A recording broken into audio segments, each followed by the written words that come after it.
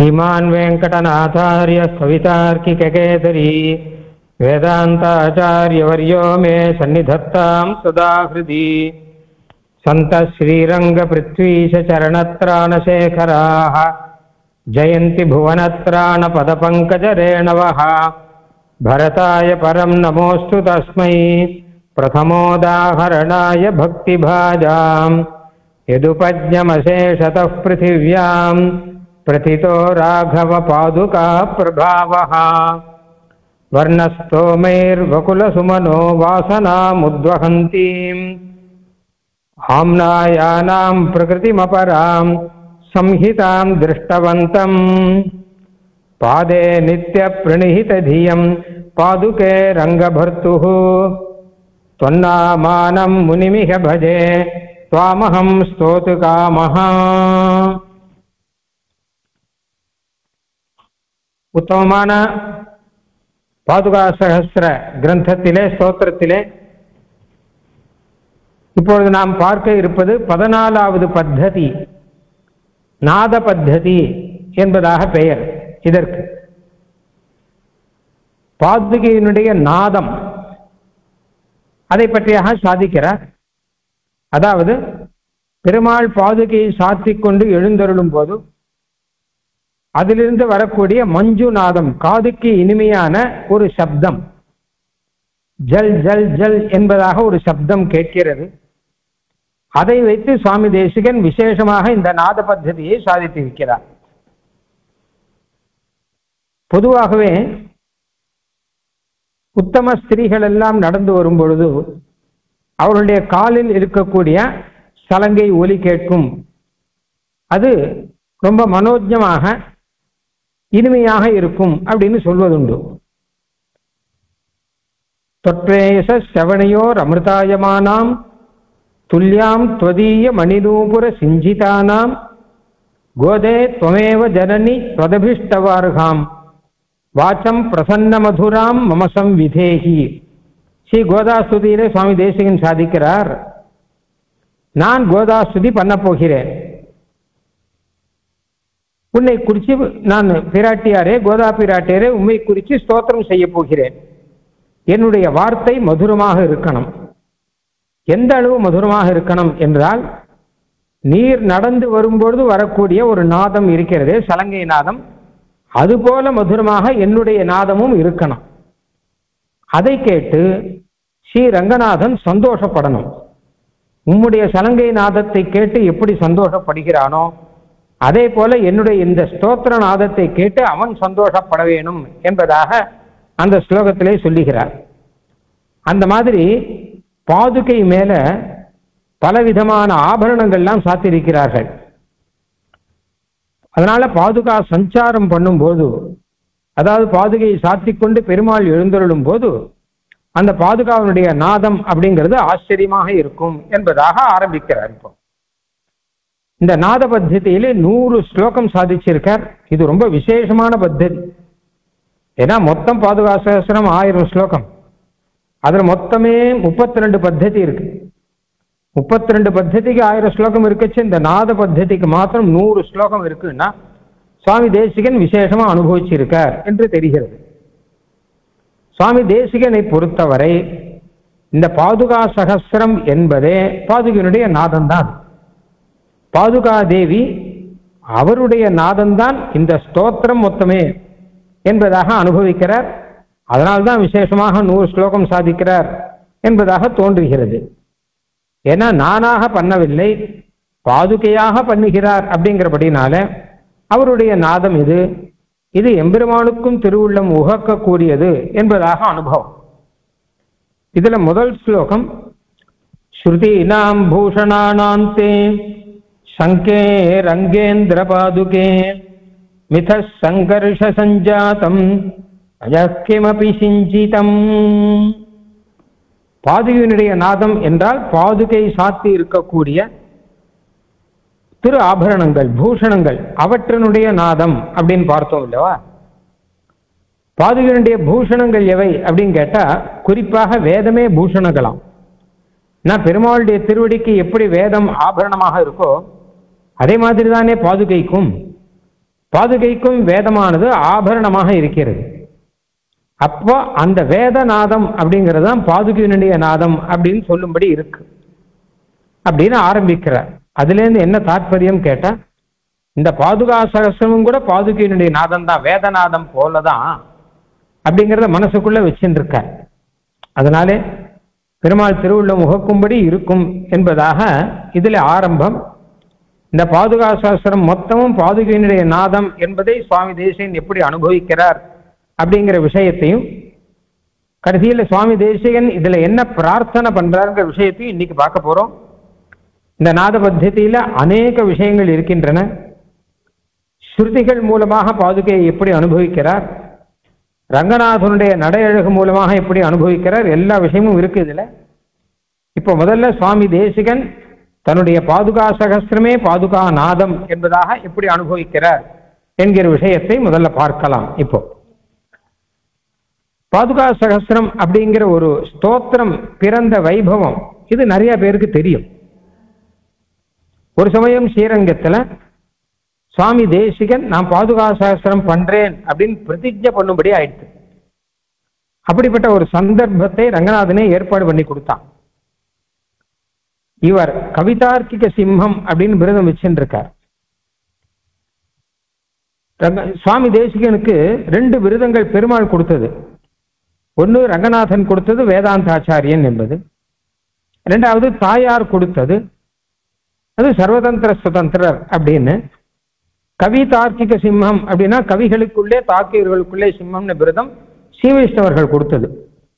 சுவாமி தேசிகனை பொறுத்த வரைக்கும் 3 ஒன்று தான். 3ஐயும் அடிக்கடி சொல்லிப்பார் சுவாமி தேசிகனை. ஏன் சொல்லிப்பேன்னா பெருமாளும் தாயாரும் கொடுத்துருக்கான், அதை சொல்லிக்காம வேற ஏதோ சொல்லணும். அவளுடைய அனுகிரகத்தை தான் சொல்லிகிட்டே இருக்கணும். பெருமாள் அனுகிரகம், தாயார் அனுகிரகம், ஸ்ரீவைஷ்ணவர்கள் அனுகிரகம் சொல்லிட்டு இருப்பார். ஆனால் இதுக்கு ஒரு சின்னதாக ஒரு போட்டி மாதிரி ஒன்று வந்துருத்து.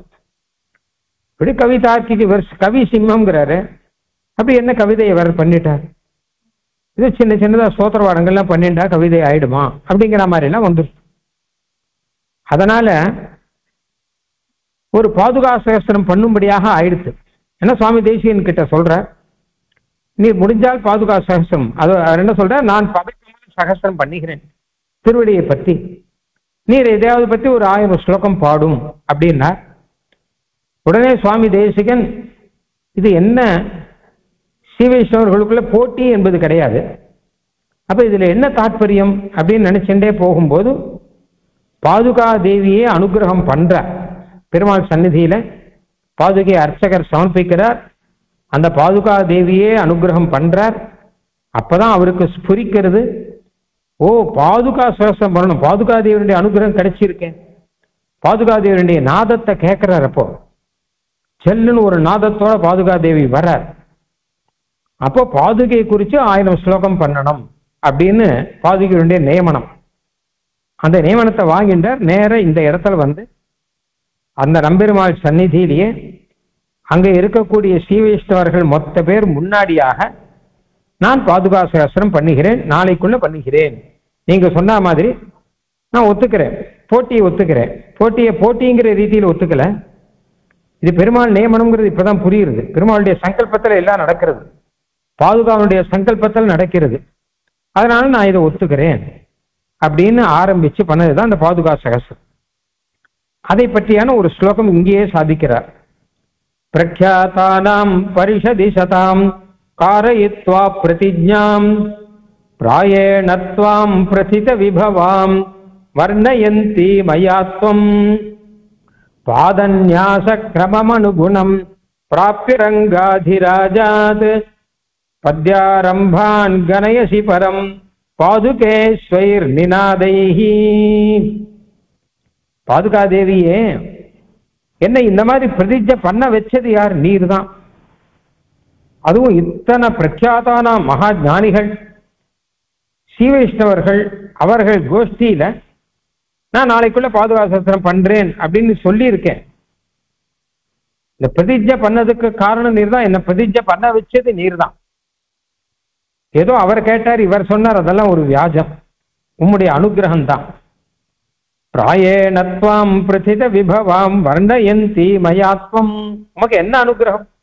உம்முடைய வைபவத்தை ஜனங்களுக்கெல்லாம் தெரியப்படுத்தணும் அப்படின்னு நீர் அனுகிரகம் பண்ணியிருக்கேன்.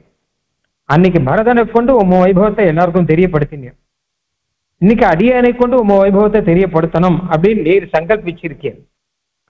அப்போ பாதன்யாச கிரமமனுகுணம் பிராப்திய ரங்காதிராஜாத், பாதுகா சாஸ்திரம் பண்ணுன்னு என்ன சொன்னது நீர் தான், மனசுக்குள்ள தோண வச்சது நீர் தான்.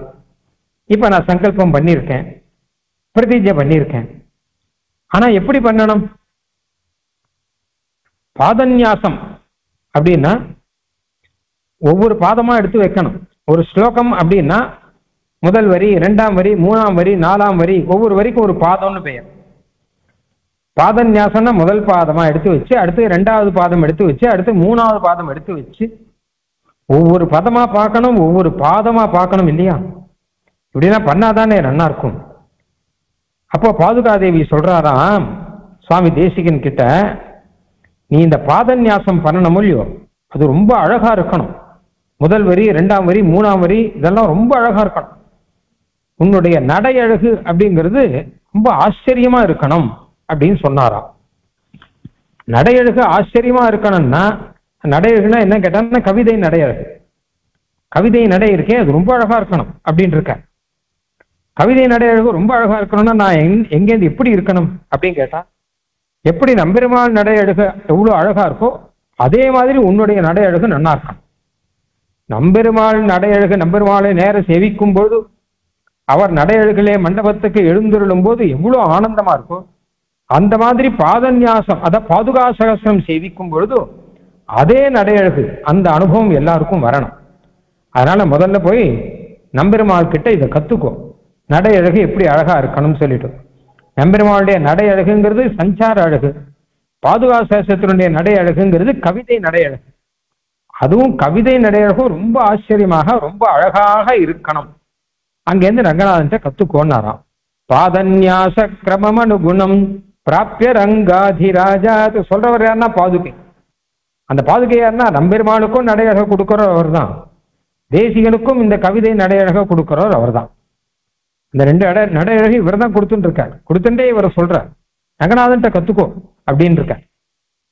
சுவாமி தேசிகனை பொறுத்த வரைக்கும் ரங்கநாதன் கத்துட்டு தான் செய்கிறார்.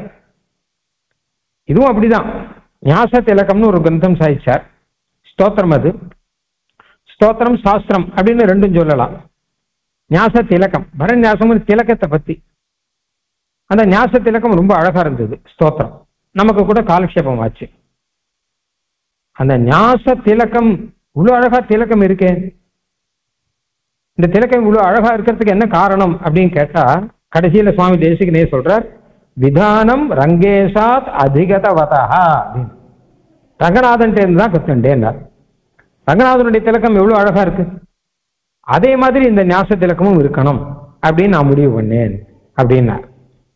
ரங்கநாதனுடைய திலக்கம் கஸ்தூரி திலக்கம், கஸ்தூரி கலித ஊர்துவபுன்ற திலகம் அப்படின்னு. கஸ்தூரினாலே ஊர்துவபுன்ற திலக்கம் ரங்கநாதன் சாய்ச்சிருக்கேன், சாத்தி கொண்டிருக்கிறார்.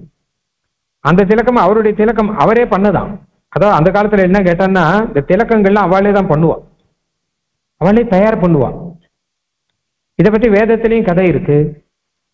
இதை பத்தியாக நம்ம ஸ்ரீசூர்ணம், புருஷர்கள்லாம் ஸ்ரீசூர்ணம் எடுத்துக்கிறாள், இதெல்லாம் கூட அவளே தான் தயார் பண்ணுவா. அப்படியே எனக்கு தெரிஞ்சு என்னுடைய தகப்பனார் அவள்னா அவளே தான் ஆத்திலேயே தான் அந்த மஞ்சள் எடுத்து பொடிச்சு அது கொஞ்சம் அரிசி மாவு கலந்து இவாள் தான் பண்ணுவா. அதே மாதிரிதான் குங்குமமும் இவாளே பண்ணுவா. இப்படிதான் பண்ணிட்டு இருந்தா. இப்பதான் கடையில வாங்குறோம் எல்லாமே. இது பண்ணி இதுக்கு பிரதிஷ்டையெல்லாம் உண்டு. ஸ்ரீசூர்ணத்துக்கெல்லாம் ஸ்ரீசூக்தம் சொல்லி அதுக்கு பிரதிஷ்டை பண்ணி இதெல்லாம் பண்ணி தான் அது எட்டுப்பா. இதான் வைதிகமா, பரம வைதிகமாக. எதுக்கு சொல்றேன், திலக்கங்கள் எல்லாம் அவாவா தயார் பண்றதுன்னு ஒரு வழக்கம் முன் காலத்துல இருந்தது. ரங்கநாதன் ஆச்சரியமான திலக்கம் அவனே தயார் பண்ணி எட்டுன்னு இருக்கானோ, அதான் கஸ்தூரி திலக்கங்கள். அப்ப அந்த திலக்கம் எத்தனை ஆச்சரியமா இருக்கு. அந்த ரங்கநாதனை பார்த்து நானும் கத்துண்டேன், இந்த திலக்கமும் ஆச்சரியமா இருக்கு அப்படின்னார். அதே மாதிரி தான் பாதுகா சகஸ்ரத்தினுடைய நடையழகு நன்னா இருக்கணும்னா அந்த நம்பெருமாளுடைய நடையழகை பார்த்து கத்துக்கணும். கத்துண்டா இதுவும் நன்னா வரும் அப்படின்னு அவரே சொல்ற, பாதுகே சொல்ற. அப்புறம் பத்யாரம்பான் கணயசி பரம் பாதுகே ஸ்வயர் நிநாதைஹி. அதுக்கப்புறம் சுவாமி தேசிகன் தன்னுடைய திருமாலைக்கு ஏழினர் பிரதிஜை எல்லாம் பண்ணிட்டு ரங்கநாதனையே மனசில் நினைச்சுன்னு வந்திருக்கார். இங்க வந்தப்புறம் பாதுகா தேவி ஒவ்வொரு ஸ்லோகத்துக்கும் அடியெடுத்து வச்சு கொடுக்குறாராம் அவருடைய நாதத்தினால். அதாவது என்ன அர்த்தம் கேட்டா, பாதுகா சேஷத்துல ஒவ்வொரு ஸ்லோகமும் பாதுகா தேவி சொல்ற, அவர் அடியெடுத்து கொடுக்கிறார், மேல வந்துட்டு இருக்கு. அடுத்த ஸ்லோகம் அவர் அடியெடுத்து கொடுக்கிறார், மேல வந்துட்டு இருக்கு. அவர் ஆரம்பிச்சு வைக்கிறார், மேல வந்துட்டு இருக்கு. இது எல்லாமே பாதுகா தேவியினுடைய நாதம் தானா. ஒருவேளை தேசியனுடைய காதுகளுக்குள்ளே ஜல் ஜல் ஜல்னு நாதம் கேட்டுட்டே இருக்கு போல இருக்கு. அந்த நாதத்தை கேட்டுட்டே அப்படியே பாதுகா சாசனம் அவர் பண்ணிட்டே இருக்கார். மனசு முழுக்க பாதுகா தேவி இருக்கார். காதுல பாதுகா தேவியினுடைய நாதம், வாயில பாதுகா சகஸ்ரம் சுவாமி தேசிகனுக்கு. சுவாமி தேசிகனுடைய திருவாய்மொழி இந்த பாதுகா சகஸ்ரம் அப்படிங்கிறது. அப்படி பத்யாரம்பான் கணயசி, அப்படி ஒவ்வொரு பத்தியமும் ஆரம்பிச்சு கொடுத்து 1 ஆச்சு 2 ஆச்சு 3 ஆச்சுன்னு 1008 பத்தியம் வரணும் முடியும். அவர் பிரதிஜை பண்றார். அதெல்லாம் தன்னுடைய நாதத்தினாலேயே அந்த பாதுகா தேவியானவர் செய்து கொண்டிருக்கிறார். தவாம்ப கில கேலதாம் கதிவசேன கர்ப்பாத்மனாம் ரமா ரமண பாதுகே கிமபி மஞ்சுபிஸ் சிஞ்சிதைஹி பதஸ்துதி விதாயிபிஹி ததனுபாவ சித்தாந்திபிஹி சயுத்ய கலகாயிதம் ஸ்ருதி சதம் சமாபத்யதே. அம்மா பாதுகா தேவி, உம்முடைய லீலைகள் தான் எத்தனை லீலைகள் இருக்கு. ராமாவதாரத்துல பாதுகா தேவியுடைய லீலை, கிருஷ்ணாவதாரத்துல பாதுகா தேவியுடைய லீலை, வாமனாவதாரத்துல நிருசிம்மாவதாரத்துல இப்படி பல அவதாரங்கள்ல பாதுகா தேவியுடைய லீலைகள்லாம் இருக்கு. அதெல்லாம் போராதுன்னு சொல்லிட்டு நேரம் இந்த அர்ச்சாவதாரத்துல ரங்கநாதனோட கூட இருந்து நீ செய்கிற லீலையும் நிறைய இருக்கு. அதுல ஒரு லீலை போல இருக்கு. பாதுகா சாஸ்திரம் நீ பண்ணி வைக்கிறாய் அப்படிங்கிறது இது ஒரு லீலை. ரமா ரமண பாதுகே கிமபி மஞ்சுபி சிஞ்சிதைஹி, இந்த லீலை ரொம்ப நல்லா இருக்கே. உம்முடைய மதுரமான நாதம் கேட்கும்படி இருக்கே. முன்னாடிலாம் அப்படி இல்லை, ஏதோ சஞ்சாரம் பண்ணார் அப்படின்னு தானே வரும். இங்க நாதத்து மூலமாக ஒரு லீலை ஒண்ணு பண்ணிட்டு இருக்காங்க. அப்ப என்ன ஆச்சுன்னு கேட்டா, பதஸ்துதி விதாயிபிஹி ததனுபாவ சித்தாந்திபிஹி சயுத்ய கலகாயிதம் ஸ்ருதி சதம் சமாபத்யதே. திருவடியை குறிச்சு பதஸ்துதி, திருவடியை குறிச்சு ஸ்தோத்திரம் பண்றார் ஒருத்தர். உடனே பாதுகையை குறிச்சு ஸ்தோத்திரம் பண்றார் அப்படின்னார் இன்னொருத்தர். இவா 2 பேருக்கும் ஏதோ போட்டிங்கிற போட்டியில இது சயுத்ய கலகாயிதம். ஒரே மாதிரி இருக்க 2 பேருக்குள்ள, அதாவது என்ன கேட்டா எதிராளியோட தானே போட்டி வரும். போட்டின்னா வேண்டியவன் வேண்டாதவன் அப்படித்தானே வரும். இங்க அப்படி கிடையாது. 2 பேரும் பரம ஸ்ரீவிஷ்ணவர்கள். அதனால சயூத்தியர்கள் அப்படின்னா ஒரே ஸ்ரீவிஷ்ணவ கோஷ்டியை சேர்ந்தவர்கள். இவர்களுக்குள்ள இந்த மாதிரி ஒரு வியாஜம் ஒண்ணு உண்டு பண்ணி ஒருத்தர் திருவடியை ஸ்தோத்திரம் பண்றார், ஒருத்தர் பாதுகையை ஸ்தோத்திரம் பண்றார். நீ பண்ணியிருக்கீர். ஸ்ருதி சதம் சமாபத்யத்தை. கடைசியில வேதம் தான் இதான். வேதம் தான் திருவடியை ஸ்தோத்திரம் பண்ணும், பாதுகையை ஸ்தோத்திரம் பண்ணும். அந்த மாதிரி நிலைக்கு எங்களை கொண்டு வந்து விட்டிருக்கீர் நீர். அது என்ன கேட்டா ததனுபாவ சித்தாந்திபிஹி.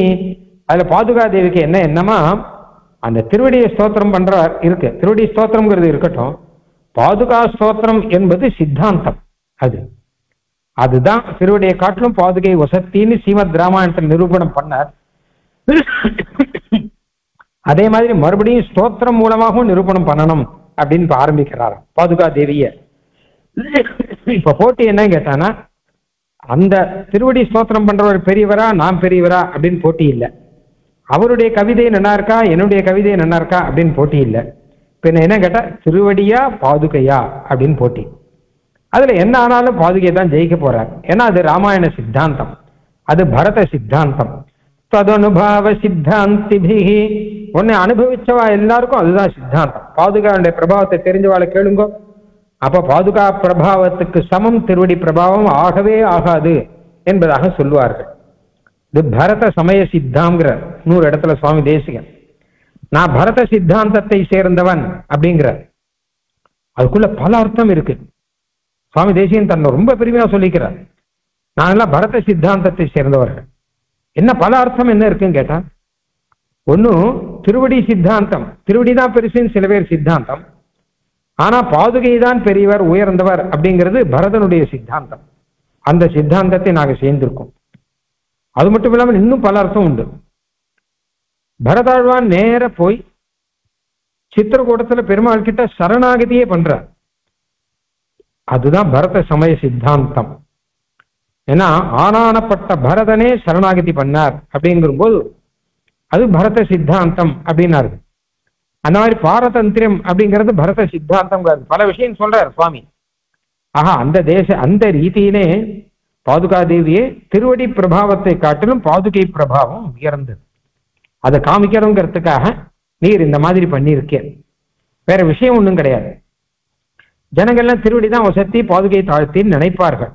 ஆனால் உண்மையில பிரபாவம் இதுக்கு அதிகம்ங்கிறத காமிக்கிறதுக்கு நீர் ஆரம்பிச்ச 2வது லீலை, அன்னைக்கு பரதாழ்வான் லீலை மாதிரியாக இப்போ என்கிட்ட லீலையை நீர் ஆரம்பிச்சிருக்கீர். பதஸ்துதி விதாயிபிஹி ததனுபாவ சித்தாந்திபிஹி சயுச்ய கலஹாயுதம் ஸ்ருதிசதம் சமாபத்யதே. அப்படி வந்ததுதான் இந்த பாதுகா சகஸ்ரம்.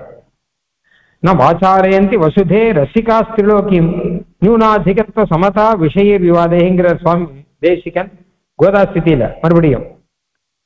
அதாவது கோதாஸ்திதியில ஆண்டாளுக்கும் ஸ்ரீ ரங்கநாதனுக்கும் திருக்கல்யாண உற்சவம் நடக்கும்போது யாருக்கு அழகு அதிகம் அப்படிங்கிறதுல போட்டி வந்துதான். அவளுக்குள்ள போட்டி இல்லை, ரசிகர்களுக்குள்ள போட்டி. ரங்கநாத ரசிகர்கள் சில பேர், கோதா ரசிகர்கள் சில பேர். அவ ஒருத்தர் வாச்சாலயந்தி வசுதே, ஒருத்தர் போட்டி போட்டுக்கிறார். இவர் தான் வசதிங்கிறா, அவர் தான் வசதிங்கிறா, இவர் அழகு அவருக்கு வராதுங்கிறா, அவர் அழகு இவருக்கு வராது அப்படின்னா ரசிகாக அப்படியெல்லாம் வாதம் பண்றவா ரசிகர்கள். இதுல வாதம் என்ன கேட்டான்னா, நானா நீயாங்க போட்டி இல்லை, எங்க பெருமாளா எங்க தாயாரா அப்படின்னு போட்டி இங்க. அதனால கடைசியில சமதான் முடிக்கிறாருங்க. கடைசியில 2 பேரும் சமம் அப்படின்னு முடிக்கிறாளாம். அந்த மாதிரியாக இதுவும் சயுச்ச கலகாயுதம். நீயா நானா போட்டி இல்லை, திருவடியா பாதுகையா. அப்ப பாதுகையினுடைய சித்தாந்தம் இப்ப தெரியணும், அதற்காக நீர் ஆரம்பிச்சு வச்சிருக்கீர் அப்படின்னு தெரியுது. அடுத்த ஸ்லோகம். ஸ்தோதும் பிரவர்த்தமபி மாம் நிகமஸ்துதாம் த்வம் வியாசஜ்யமான கரணம் விஷயேஷ்வஜஸ்ரம் அந்தர்மணித்வனிபிஹி அச்யுத பாதுகே த்வம் சம்போதயஸ்யனுகலம் சகஜானுகம்பா. பாதுகாதேவியே, இதுக்கு என்ன ஏன் தேர்ந்தெடுத்தீங்கிறதா எனக்கு ஆச்சரியமா இருக்கு. இது உம்முடைய கருணை தவிர வேற கிடையாது. ஏன்னா நான் என்ன உங்ககிட்ட நிறைய பக்தியோட பரதாழ்வான் மாதிரி இருந்தேனா? வியாசஜ்யமான கரணம் விஷயேஸ்வஜஸ், ஏதோ விஷய போகங்களில் ஈடுபட்டு இருக்கேன். எப்போ முடியுமோ அப்போ வந்து பெருமாள் சேவிப்பேன். மற்ற சமயத்தில் ஏதோ விஷய போகத்தில் ஆகாரமும் விகாரம் இப்படியே போயிட்டு இருக்கு. ஒன்ன ஸ்தோத்திரம் பண்ணணும்னா வேதங்கள் ஸ்தோத்திரம் பண்ணணும். எங்களுக்கெல்லாம் யோகியதை இருக்கா? அப்படி இருக்கச்ச ஏதோ சம்சாரத்துல விஷய போகத்துல இருக்கிற என்னை கொண்டு வந்து என்னை எழுப்பி நீ பாட்டு பாடு, நீ ஸ்தோத்திரம் பண்ணு என்று சொல்றீரே. சம்போதயஸ்ய அனுகலம் சகஜானுகம்பா. அப்போ உன்னுடைய அனுகம்பா, உன்னுடைய கருணை தான் இதுக்கு பிரதானமான காரணம். எனக்கும் ஞானம் கொடுத்திருக்கீர், என்னையும் எழுப்பி வச்சுட்டீர். நான் தூங்கின்னு இருக்கேன், உங்க விஷயத்துல தூங்கின்னு இருக்கேன். இன்னொரு அர்த்தம், ராத்திரி வேளையில பாதுகாதேவியை எழுப்பி ஸ்தோத்திரம் பண்ண வச்சார் அப்படின்னு இருக்கு. தேசிகனை எழுப்பி ஒரு ஜாமத்துக்குள்ள பண்ணி வச்சாராம். இன்னொரு அர்த்தம், சம்சாரத்தில் நான் தூங்கின்னு இருக்கேன், விஷயங்களில் ஈடுபட்டு இருக்கேன், எனக்கு ஒரு ஞானத்தை கொடுத்து பாதுகா சாஸ்திரம் பாட வச்சீரே, இது உம்முடைய கருணை. இதுக்கையில ஒரு வியாஜம், நீ பண்ணி வச்சதெல்லாம் அந்த போட்டி கீட்டிலாம் ஒரு வியாஜம். இல்லாட்டா நான் என்னைக்கு பண்ணேன்? முதல்லயே சொன்னார் இல்லையா, முதல்ல ஆரம்பத்திலேயே ஒரு விஷயம் சொன்னார். அஸ்ரத்தானம் அப்பினன் வதுனாஸ்வகீயே ஸ்தோத்ரே நியோஜயசிமா மணிபாதுகேத்வம். நான் ஸ்ரத்தை இல்லாத போயிட்டேன். பெருமாளுடைய திருவடியை பத்தி பாடினேன், திருமுடியை பத்தி பாடினேன், பாதாதி கேசாந்தம் பாடினேன், கேசாதி பாதாந்தம் பாடினேன். ஆனா பாதுகே பாடணும் தோடலையே. கிரீட்டத்தை பத்தி கூட பாடினேன், சிரஸுக்கு மேல கிரீட்டம் இருக்கு, அதுக்கு கூட நான் ஸ்லோகம் பாடியிருக்கேன். அந்த மாதிரி பாதத்துக்கு கீழே பாதுகை இருக்காரு, சிரஸு மேல எப்படி கிரீட்டமோ அந்த மாதிரிதான பாதுகைக்கு பாதத்துக்கு பாதுகைங்கிறது. அது பாடணும் தோடலையே. எனக்கு ஸ்ரத்தை இல்லாம இருந்த எனக்கு ஸ்ரத்தையை கொடுத்தவர் நீர்தான், என்னை பாட வைத்தவர் நீர்தான் சொல்றார். அதைத்தான் இங்க சம்போதயசி, எனக்கும் ஞானம் கொடுத்து என்னையும் தூக்கத்தில் எழுப்பி பாட வச்சிருக்கீர் நீர். முக்தஸ்ய ஹந்த பவதீம் சுவதோ மமைதானி ஆகர்ண்யநூனம் அயதா யத ஜல்பிதானி இத்தம் வதத்வமிதி சிக்ஷயிதும் பிரணாதான மஞ்சோனுதீரயசி மாதவ பாதுகேத்வம். 2-3 விஷயம் அழகா சொல்லிட்டார் சுவாமி. முதல்ல கோயில்ல ஸ்ரீவைஷ்ணவால் சன்னதியில பிரதிஜை பண்ண வச்சவர் பாதுகா அப்படின்னார். 2வது விஷயம் பதஸ்துதி, பாதுகா ஸ்துதி. இது 2ல பாதுகா ஸ்துதி விசேஷமா இருக்கணும் சங்கல்பிச்சது நீர் தான், நான் ஜெயிக்கல, நீர் தான் ஜெயிக்கிறீர் அப்படின்னார். 3வது விஷயம் இப்ப நம்ம பார்த்தோம், தூங்கின்றிருந்த என்னை எழுப்பி வச்சு சிரத்தை இல்லாத எனக்கு சிரத்தையை கொடுத்து கருணையோட பாட வச்சீர். ஆக பாதுகா சாஸ்திரம் பாட ஆரம்பிச்சுட்டார் சுவாமி. பாதுகா தேவியே அப்படி நடுவில் நாதம் கொடுக்கிறார். அந்த பாதுகாவுடைய நாதமும் இந்த ஸ்லோகங்கிற நாதமும் சேர்ந்து வந்துன்னு இருக்கு. அப்ப நடுவில் பாதுகா தேவியினுடைய நாதம் வினோதமா கேட்குமா, ஆச்சரியமா கேட்கும். ஏன்னா ஏதோ சொல்றா போல இருக்கே அவர் அப்படின்னு தோணும். ஒவ்வொரு ஸ்லோகம் ஆரம்பிச்சும் நாதம் கேட்கும். அந்த ஸ்லோக ஆரம்பத்தை எடுத்து கொடுக்கிறவரே பாதுகை தான். திடீர்னு நடுவில் ஏதோ வினோதமா கேட்கறது என்ன அப்படின்னா பாதுகா தேவி சொல்றாரா, அப்படி வேண்டாம் இப்படி சொல்லுங்கிறாரோ. இத்தம் வதத்வம், நீ இப்படி சொல்லு, ஸ்லோகத்தை இப்படி மாற்றி சொல்லு அப்படிங்கிறாரா பாதுகா தேவி. அப்படி சொல்ல வேண்டாம் இப்படி சொல்லுன்னு ஒவ்வொரு பாதமா எடுத்து கொடுக்கற. ஏன்னு கேட்டா முக்தந்த பவதீம் ஸ்துவதோ மமைதானி, நான் ஏதோ வாய்க்கு வந்த மாதிரி ஸ்தோத்திரம் பண்ணிட்டு இருக்கேன். நான் முக்தன், மோகத்தினாலே ஸ்தோத்திரம் பண்ணிட்டு இருக்கேன், ஆசைப்பட்டு ஸ்தோத்திரம் பண்ணிட்டு இருக்கேன். ஆனா பாதுகா ஸ்தோத்திரங்கிறது சாதாரணமா இருக்கலாமா, ரொம்ப நன்னா வரணும் இல்லையோ. ரங்கநாதனுடைய நடையழகெல்லாம் வரணுமே. இதுல ரங்கநாதனோட நடையழகுக்கு ஈடா பாதுகா சாஸ்திரம் நடையழகு இருக்கணுமே. அப்ப பாதுகா தேவி என்ன பண்றாரா, அந்த பதம் வேண்டாம் இந்த பதம் சொல்லு, அந்த எழுத்து வேணாம் இந்த எழுத்து போடுன்னு ஒண்ணு பாதுகா தேவியை சொல்லி கொடுக்கிறார். ஆகர்ணியனூனம் அயதாயத ஜல்பிதானி இத்தம் வதத்வம் இதி சிக்ஷயதும் பிரணாதானே.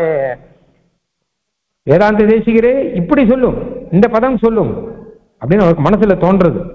அந்த பதத்துக்கு பதிலாக இந்த பதம் சொல்ற. பாதுகா தேவியுடைய நாதமே அவர் மனசுல இப்படி தோண வைக்கிறதாம். மஞ்சுன் உதீரயசி மாதவ பாதுகேத்வம். பாதுகா நாதத்துக்கு ஏற்ற மாதிரி தானே ஸ்லோகம் இருக்கணும். அப்போ அந்த நாதம் எப்படி இருக்கோ அதுக்கேற்ற மாதிரி ஸ்லோகம் பண்ணச்ச பார்த்தா ரொம்ப அழகா வந்துடும்.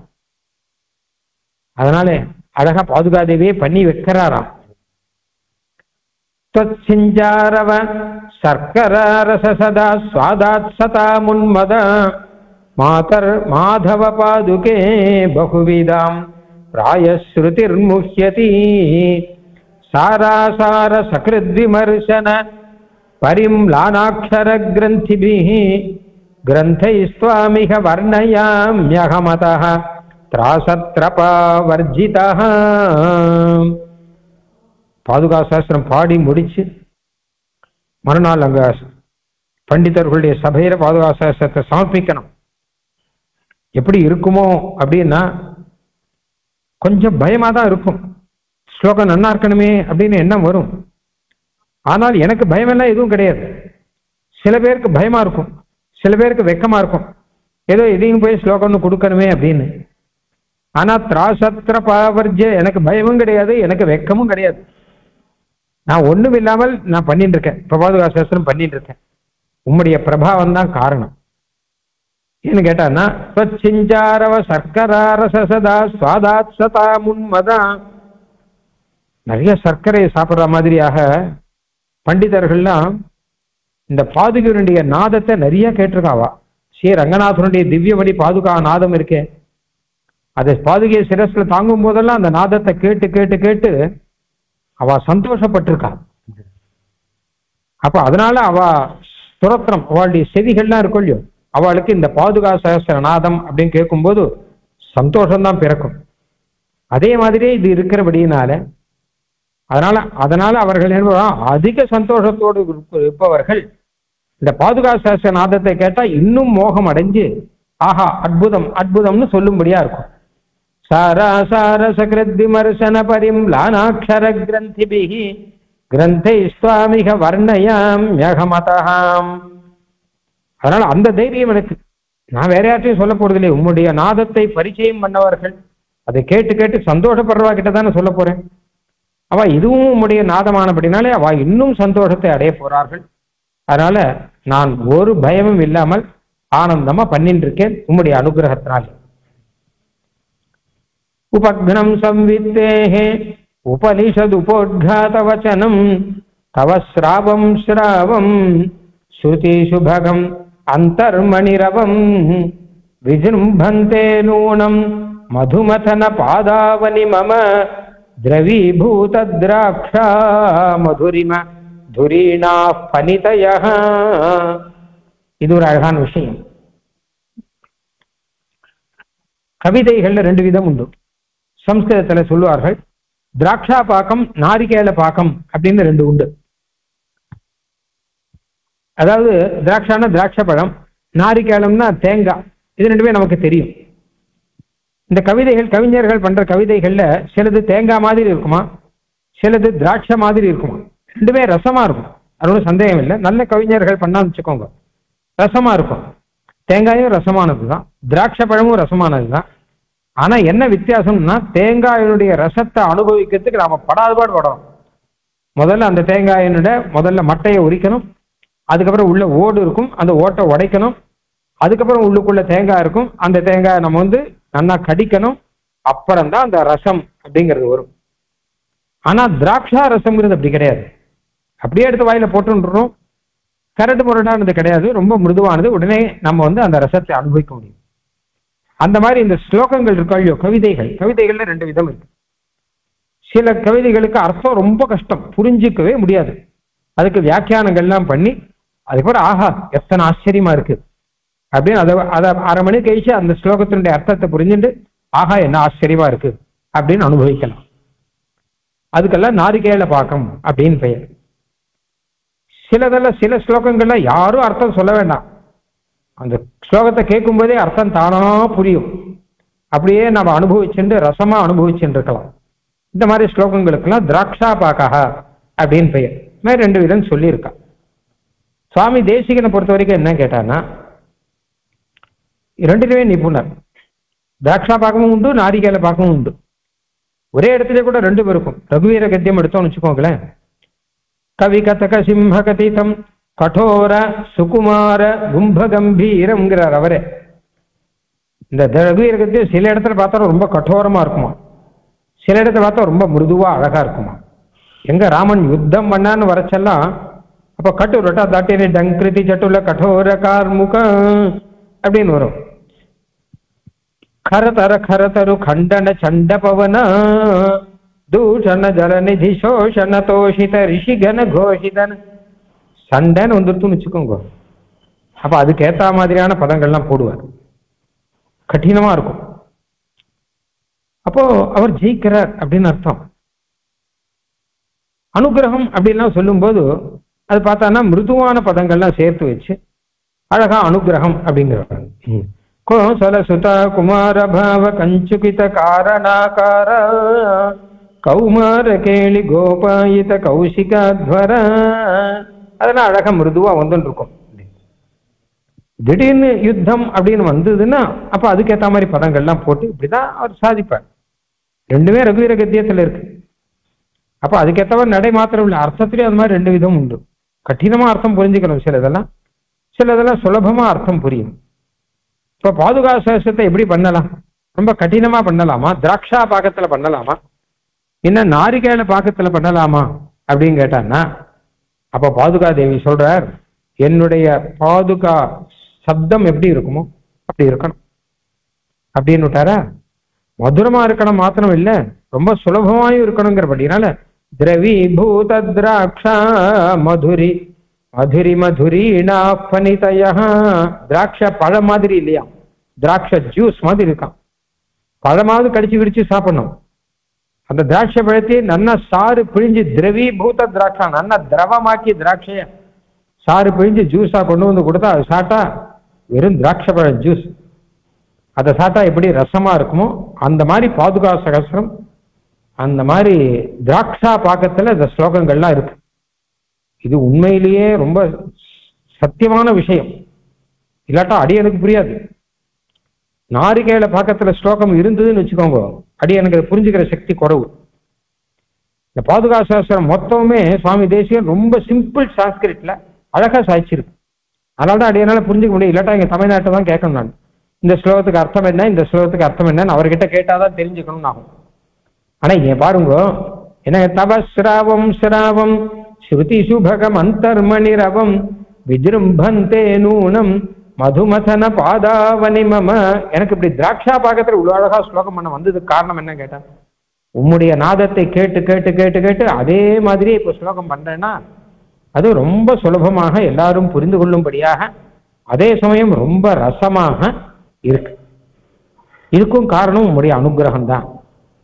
ஆக ஆரம்பத்திலே இதை ஆரம்பிச்சு கொஞ்சம் கொஞ்சமா அந்த ஸ்லோகங்கள்லாம் எப்படி பாதுகா தேவியினுடைய அனுகிரகத்தினால வரும் அப்படிங்கிறத அழகா சொல்லிட்டு இருக்காரு. இப்போ அப்ப கடைசியில் இப்படி ஒரு 1000 ஸ்லோகம் ஆப்போறது முடிய போறது. ஆதௌ சஹஸ்ரமிதி யத் சகசாமயோக்தம் துஷ்டூஷத நிரவதிம் மகிமார்ணவம் தே ஆம்ரேடயஸ்யத கிமே ததமிருஷ்யமான மஞ்சுஸ்வனேன மதுஜின் மணிபாதுகே துவம். கடைசியில முடிகிற சமயத்துல பாதுகாதியனுடைய நாதம் இன்னும் பலமா கேட்கறதா, இன்னும் வேகமா கேட்கும், இன்னும் பலமா கேட்கும். என்ன கேட்டா என்ன முடிஞ்சுடுத்தா அப்படிங்கிற மாதிரி இருக்கான். சீக்கிரம் முடிச்சுடணும் அப்படிங்கிறது இல்லை. இவ்வளவுதானா? 1008 தானா? பாதுகையினுடைய பிரபாவத்தை சொல்றதுக்கு 1008 ஸ்லோகம் போருமா? பின்ன ஏன் இப்படி சொல்றன்னா, ஆதௌ சகசிரமிதி சகசாமயோக்தம். ஆதியில முதல்ல பாதுகா சகசிரம் நானே சொல்லிட்டேன். இது ஏதோ சாகசம் பண்ணி சொல்லிட்டேன். சொன்னது தப்பு. பாதுகையினுடைய பிரபாவம் 1000 முடிகிறது கிடையாது. லட்சம் வேணுமா, கோட்டி வேணுமா, எத்தனை ஸ்லோகம் வேணா பண்ணலாம். நான் சொல்லிட்டேனே அப்படின்னா ஏதோ சகசா சொல்லிட்டேன், சாகசத்தான சொல்லிட்டேன், சட்டுன்னு சொல்லிட்டேன், சொல்லியிருக்க கூடாது. அப்ப பாதுகாதேவி கேட்கிறாரா, 1008 சொன்னீரே, இப்ப 1008 ஆப்போறது, அப்ப என் பிரபாவம் எல்லாம் சொல்லி முடிச்சாச்சா அப்படின்னு கேட்கிறாரு. பரிகாசமா கேட்கிற மாதிரி இருக்கு. ஆம்ரேடயஸ்யதகிமே ததமிருஷ்யமான மஞ்சுஸ்வனேன மதுஜின் மணிபாதுகேத்வம். என்ன துஷ்டூஷதா நிரவதிம் மகிமார்ணவந்தே. உன்னுடைய மகிமை அப்படிங்கிற கடலுக்கு எல்லை கிடையாதுன்னும் போது இது போய் 1008 அப்படி எப்படி சொல்ல முடியும்? அப்படி சதசகஸ்திரிகாம் சம்ஹிதாம் அப்படிங்கிற சுவாமி தேசிகன். நீர் அனுகிரகம் பண்ணான்னா 1008 இல்லை, சதசகஸ்திரம் 100,000 பண்ணலாம், லட்ச ஸ்லோகம் பண்ணலாம்னு சொன்னார்னா 2 காரணத்தினால பண்ணலாம். ஒன்று, பாதுகாதேவனுடைய பிரபாவம் அவ்வளோ இருக்கு, அதனால பண்ணலாம். 2, பண்றவர் வேதாந்த தேசிகர், அவரால் பண்ண முடியும், அதனால பண்ணலாம். ஆனா கூட 1008 அப்படிங்கிறது ஒரு கணக்குல வச்சிருக்கான். நம்மாழ்வார் மாதிரி தான். நம்மாழ்வார் 1000 பண்றேன்னு முதல்ல சொல்லிட்டார். அதனால பெருமாள் அவரை கொண்டு 1000 பாட்டு பண்ணி வச்சு அதுக்கப்புறம் தான் அவரை திருவடிக்கு கூட்டுக்கிறார் அப்படின்னு வர சொல்லி. அந்த மாதிரியாக பாதுகாதேவி சிரிக்கிறார். 1000 சொன்னீரே முடிஞ்சுடுத்தா அப்படின்னு கேட்கிற. அமிருஷ்யமானாங்கிற நான் சொல்றது உங்க பொருட்களை போல இருக்கு. 1000 சொன்னது அவருக்கு திருப்தி இல்லை, நிறைய சொல்லியிருக்கணும் போல இருக்கு. ஆனா கூட என்ன கேட்டானா, ஜீவர்களை அனுகிரகம் பண்ணணுங்கிறதுக்காக ஒரு 1000 முடிச்சுக்கிறோம். 1000 ஸ்லோகம் இருக்கு. இப்ப நம்ம ஆரம்பிச்சு உபன்யாசங்கள்லாம் பண்ணிட்டு இருக்கோம். பாதுகா சாஸ்திர பாராயணங்கள்லாம் அழகா நடக்கிறது எல்லா இடத்துலையும். லட்ச ஸ்லோகம் இருந்தா யாராவது பாராயணம் பண்ணுவாளா? மூட்டை கட்டி மேல வச்சிருவா. அதனால ஆதௌ சகஸ்ரமிதி யத் சகசாமயோக்தம். நான் ஆரம்பத்துல ஏதோ 1000 சொல்லிட்டேன், அதை சத்தியமாக்கணுங்கிறதுக்காக இப்படி நீர் பண்றீர். கடைசியில் இது போருமான்னு கேட்கிற மாதிரி உங்களுடைய நாதங்கிறது இருக்கு. முடியும் போது பாதுகா ஒவ்வொரு சமயத்திலையும் பாதுகா நாதம் ஒவ்வொரு மாதிரி இருக்கான் சுவாமி தேசிகனுக்கு.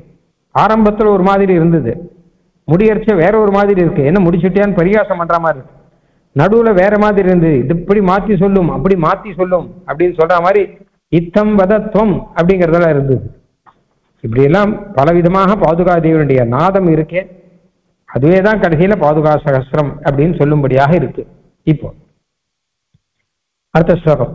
மதுரிபு பதரக்ஷே மந்த புத்தௌ மயித்வாம் அனவதி மகிமானம் தொற்பிரசாதாத் ஸ்துவானே மணி நிகர சமுத்தைர் மஞ்சுநாதை கவீனாம் உபரமயசி தாம்ஸ்தான் நூனம் உத்சேகவாதான். பாதுகா தேவியை பத்தி இப்படி நான் இத்தனை ஸ்லோகம் பண்றேன் இல்லையா, மந்த புத்தி. நான் இத்தனை ஸ்லோகம் பண்ணுவேனான்னு தெரியாது, ஆனா உம்மா அனுகிரகத்திலான்னு நான் இப்ப பண்ணிட்டேன். பண்ணி முடிஞ்சப்புறமும் பாதுகா நாதம் கேட்டுட்டே இருக்கான். இப்ப பாதுகா தேவி என்ன சொல்றார், மறுபடியும் நாதம் பண்றாரு அப்படின்னு கேட்டான்னா, அவர் என்ன பண்றார், சில பேர் நான் தான் கவிகள்னு சொல்லிட்டு இருக்காள், அவள் எல்லாம் அடக்கிறாரா. இப்போ உபரமயசி தாம்ஸ்தான் நூனம் உத்சேகவாதான். இதுவே லோகத்தில் யாருமே கவின்னு சொல்லக்கூடாது.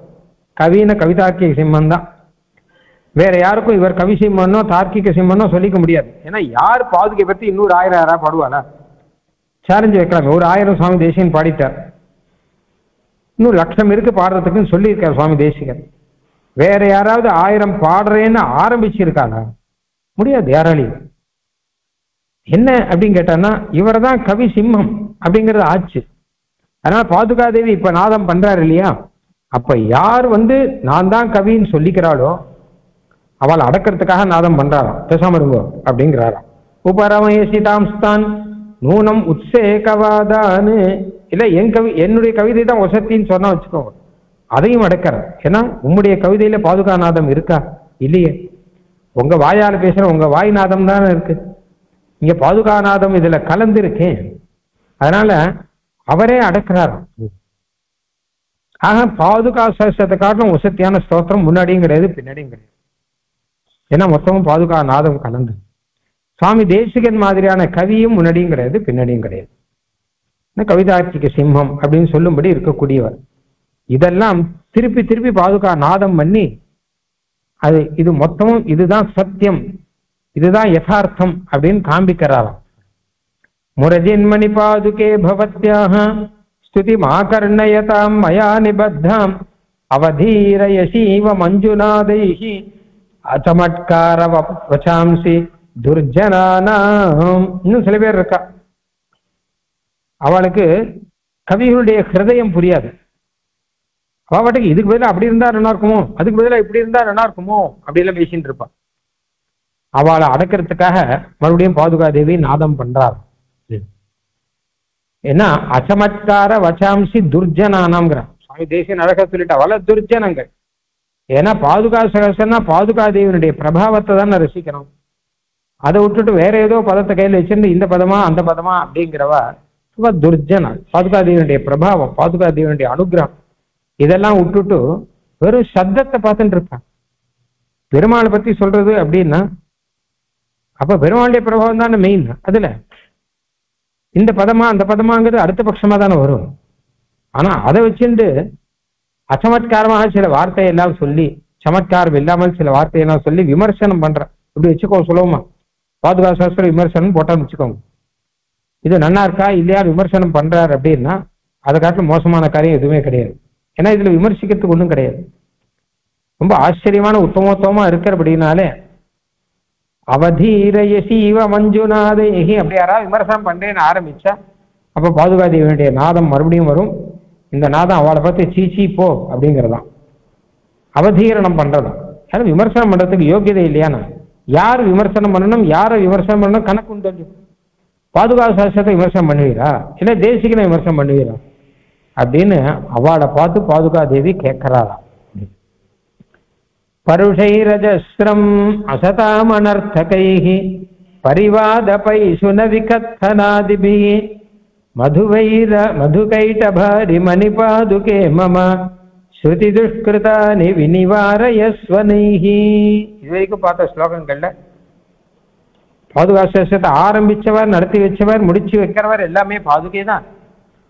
அதுக்கு மேல இதை பத்தி விமர்சனங்களோ இல்லை இதை பத்தி யாராவது ஏதாவது சொன்னாலோ அவளை அடக்கிறவரும் பாதுகை தான் அப்படிங்கிறத பார்த்துட்டோம். அதனால இன்னி வரைக்கும் விமர்சனங்கள்லாம் எதுவும் வரல.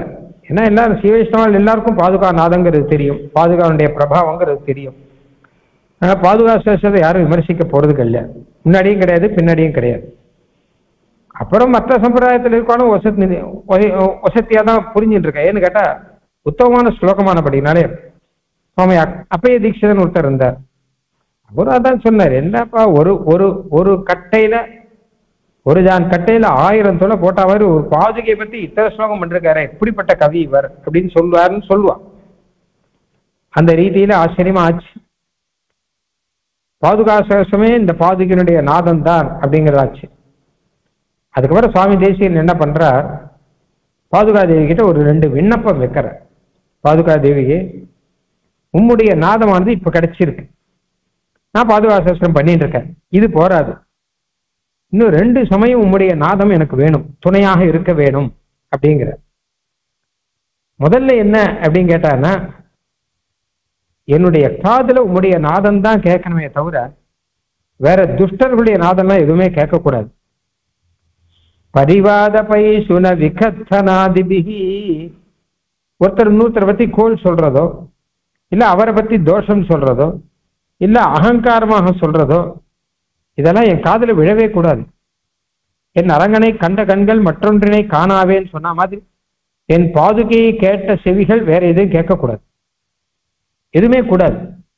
பருஷை ரஜஸ்ரம் அசதாமனர்த்தகைஹி, எத்தனை பருஷமான வாக்கு, பருஷன ஹார்ஷ், கொடூரமான வார்த்தைகள். பரிவாத பைசுன விகத்தனாதிபிகி, அகங்காரம், கோல் மூட்டதல், தோஷம் சொல்லுங்க, இதே தான் கேட்டுன்னு இருக்கோம் காதுல. நம்மளும் நிறைய இதான் கேட்டுன்னு இருக்கோம், மாத்தி மாத்தி இதான் இருக்கு. ஒன்னும் தற்பெருமை இருக்கும், இல்லாட்டா இன்னொருத்தனை பத்தி குறைச்சி பேசுவோம், நம்மளை பத்தி வசதியா பேசிப்போம், இது ஒண்ணு. இல்ல வேற யார்ட்டையாவது இருக்கக்கூடிய தோஷத்தை சொல்லிடுவோம், இது ரெண்டு. இதுதான் நமக்கு இருந்துட்டு இருக்கு. இதுவே என் காதுலயே விழக்கூடாது. இந்த மாதிரி உம்முடைய நாதம் மட்டும்தான் விழணும். அதனால உம்முடைய நாதமே பரிச்சயம் பண்ணி பண்ணி பண்ணி அதெல்லாம் என் காதுல விழாதபடி ஆயிடும்.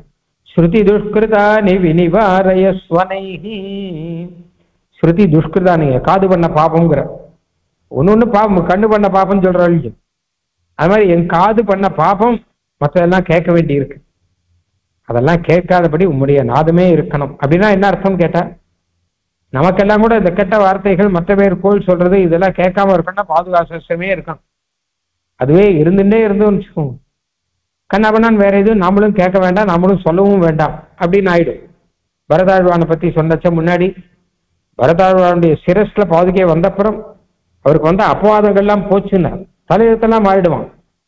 சிரஸ்ல பாதுகை தரிச்சுன்னா தலையெழுத்தெல்லாம் மொத்தமும் மாறிடும். அந்த மாதிரி காதுனாலே பாதுகாசத்தை கேட்டான்னா காதுனாலே வந்த பாபம் இருக்கும். காது பண்ண பாபம்னு சொன்னனே, காதுனால எதையோ கேட்க வேண்டி இருந்ததே, அதெல்லாம் வர பாதுகாசமே இருந்துன்றதா அதுவே ஆனந்தமா இருந்தா யார் என்ன சொன்னா நமக்கு என்ன?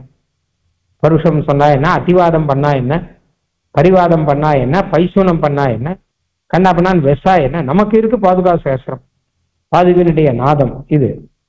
அதனால அதெல்லாம் எதுவுமே நம்ம காதுல விழாது. பாதுகாசம் நன்னா காதுல இருந்தா அதெல்லாம் காதிலே விழாது. அப்படி ஒரு நிலை வந்துடும். அந்த நிலை வரும்படி நீர் எனக்கு அனுகிரகம் பண்ணலாம் அப்படிங்கிற ஒரு பிரார்த்தனை. அடுத்து இரண்டாவது ஒரு பிரார்த்தனை, காலோபபன்ன கரணாத்யய நிர்விசேஷ்டே ஜாதஸ்ரமே மயி ஜனார்தன பாதரக்ஷே ஆஸ்வாசனாய புருஷ பிரசரந்து மாதः வார்த்தாகராஸ்தவரவாஸ்தமிதார்த்தயோமே. அதாவது பாதுகாசகத்துல இந்த பாதுகையினுடைய நாதம்ங்கிறது இன்னைக்கு இந்த ஒரு ராத்திரியில முடியக்கூடாது. இது தொடர்ந்து இருந்துட்டே இருக்கணும். வேற வார்த்தையில என் காதுல விழக்கூடாது, பாதுகாச வார்த்தை தான் விழணும் அப்படின்னு போன ஸ்லோகத்துல பார்த்தோம். இந்த ஸ்லோகத்துல என்ன கேட்டா, இப்படியே போய் கடைசியில அந்திம பிரயாணம் இருக்கொள்ளியோ அந்த மாதிரி கடைசியில காலோபபன்ன கரணாத்தேய நிர்விசேஷ்டே, இந்திரியங்கள்லாம் வேலை செய்யாம இருக்கும், உடம்பெல்லாம் தளர்ந்து போயிடும். அந்த சமயத்துல இந்த பாதுகா தேவியுடைய நாதம் வரணும். ஆஸ்வாசனாய, என்ன ஆஸ்வாசனம் பண்றது உம்முடைய நாதம் தான். அந்த சமயத்துல நீர் வரணும். உம்முடைய நாதம் எப்படி இருக்கும்? பாதுகாச ரூபத்துல வருதோ இல்ல வேற ஏதாவது ரூபத்துல வருதோ, அது எந்த ரூபத்துல வந்தாவது, அதாவது இப்ப என்ன காது நல்லா கேட்டுன்னு இருக்கு, இந்திரியங்கள்லாம் நல்லா வேலை பண்ணிட்டு இருக்கு. ஆனா இது கடைசி காலத்துல இந்திரியங்கள்லாம் வேலை பண்ணாம இருக்கும். நாமே ஆஞ்சு ஓஞ்சு கீழே படுத்து படுத்து படுக்க இருக்கிற காலம். அந்த சமயத்துல ஒரு ஆஸ்வாசம் கொடுக்கணும்னா உம்மால் தான் கொடுக்க முடியும். நீ நேரம் வந்துட்டு உம்ம நாதம் வந்துட்டுனா வேற என்ன வேணும்? அப்படி கடைசியில ஒருத்தர் படுத்துட்டு இருக்கான்னு வச்சுக்கோங்க, டாக்டர்லாம் கைவிட்ட காலத்துல ஒருத்தர் படுத்துட்டு இருக்கான்னா மனசுக்குள்ள இவ்வளவு பயம் இருக்கும். அந்த மரண பயம் அப்படின்னு இருக்கோ இல்லையோ, அதை பத்தி தான் சொல்ல போறாரு இப்போ.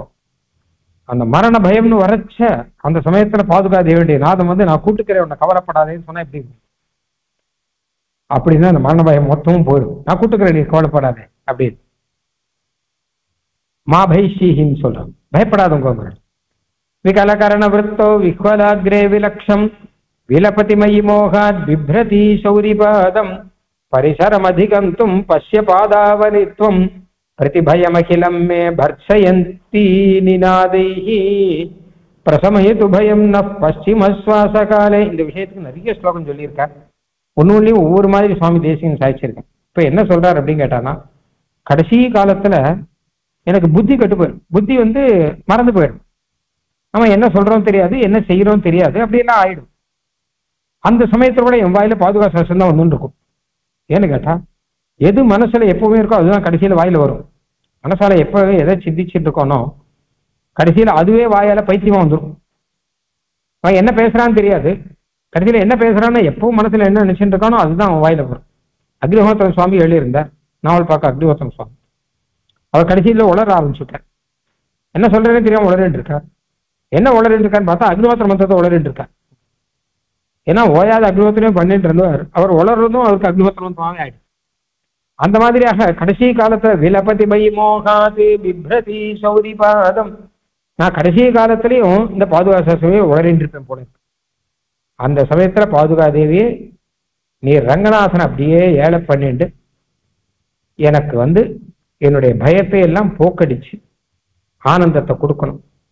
நான் இப்ப பைத்தியமா இருக்கேன் இல்லையா, அந்த பைத்தியத்துக்கு ஒரு வைத்தியம் பண்ற மாதிரியாக உம்முடைய நாதம் அப்படிங்கிறது வரணும். அது இல்லாம இருந்ததுன்னா எப்படியா இருந்தாலும் எல்லாருக்குமே ஏதோ ஒரு நாதம் கடைசியில் வரும் போல இருக்கும். என்ன வரும் கேட்டான்னா, சில பேருக்கு யமனுடைய வாகனம் இருக்கும் இல்லையோ, எரும மாடு, அது கழுத்துல மணி கட்டி இருப்பான். அந்த மணி நாதம் கேட்குமா. ஏன்னா எல்லா இருந்தாலும் யமன் தான் கூட்டுன்னு போறான் எல்லாரையுமே. யமஸ்ய பகவான் கீழா, எல்லாருமே மனுஷர்கள் அப்படின்னா எல்லாரும் வசம் யாந்தி யமஸ்ய பகவான், எல்லாரும் யமனுக்கு வசப்பட்டவர்கள் அப்படின்னு இருக்கு. இப்ப யாரா இருந்தாலும் கூட்டுன்னு போறதுக்கு யம தூதர்கள் வருவார்கள். இல்ல அந்த வாகனம் வரும், யமனுடைய வாகனம், அது கழுத்துல மணி கட்டி இருப்பான். எரும மாடு கழுத்துல மணி கட்டி இருப்பான். அந்த மணி சப்தம் கேட்கும். எங்களுக்கு அது கேட்க வேண்டாம், எங்களுக்கு பாதுகனுடைய நாதம் கேட்கணும். நனக்கர்ணே பாவி யம மகிஷ கண்டா கணகண. ஸ்லோகம் ஆரம்பம் என்ன கேட்டா, தவ எதத் ஸ்ரீரங்க க்ஷிதிபதி பதத்ராய நின்றுநாம் பவத்யாகச்சிந்தா ரணரணக பங்காயரணிதம் ஷரீரே ஸ்வம்பாவம் பிரதயதி யதா கர்ணனவசாத் நனः கர்ணே பாவி யம மகிஷ கண்டா கணகண.